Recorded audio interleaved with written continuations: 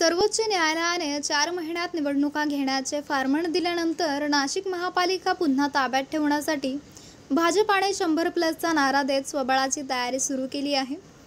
यासाठी भाजपाने महाविकास आघाडीतील माजी नगरसेवकांसोबतच आता महायुतीतील घटक पक्षांचेही माजी नगरसेवक आपल्याकडे ओढण्याची तयारी सुरू केली आहे। त्याचाच भाग म्हणून शिवसेना शिंदे गटातील 2 माजी नगरसेवक भाजपामध्ये प्रवेश करणार असल्याची चर्चा आहे। तर दुसरीकडे शिवसेना शिंदे गटाने मात्र भाजपामधील चर्चा फेटाळून लावली असून आपली ही स्वबळाची तयारी असल्याचा दावा केला आहे।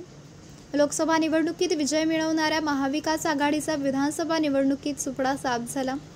त्यामुळे राज्याच्या राजकारणात उलथापालथ होऊन महाविकास आघाडी आता कमकुवत झाली आहे।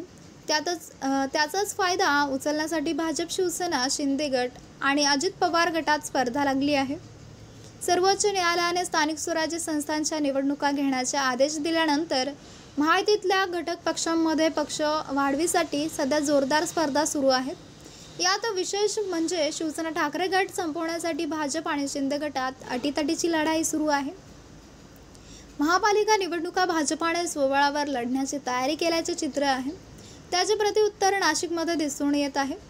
नाशिक महापालिकेसाठी 100+चा नारा दिला आहे। महापालिकेत 122 नगरसेवकांची संख्या असताना भाजपाला 100 जागा जिंकायच्या असून त्यासाठी ठाकरे गट काँग्रेसला खिंडार पाडले जात आहे। 100+चा आकडा गाठण्यासाठी शिवसेनेच्या उभाठा गटात उरले-सुरले माजी नगरसेवक आणताना शिंदे सेनेच्या माजी नगरसेवकांनी देखील भाजपात आणण्याचे प्रयत्न सुरू केले आहेत। त्यातूनच काही माजी नगरसेवकांचा व माजी लोकप्रतिनिधींचा लवकरच भाजपामध्ये प्रवेश होण्याची शक्यता व्यक्त केली जात आहे। जलसंपदा मंत्री गिरीश महाजन यांनी लवकरच दुसऱ्या टप्प्यात काही नगरसेवकांचा प्रवेश होईल असा दावा केला आहे।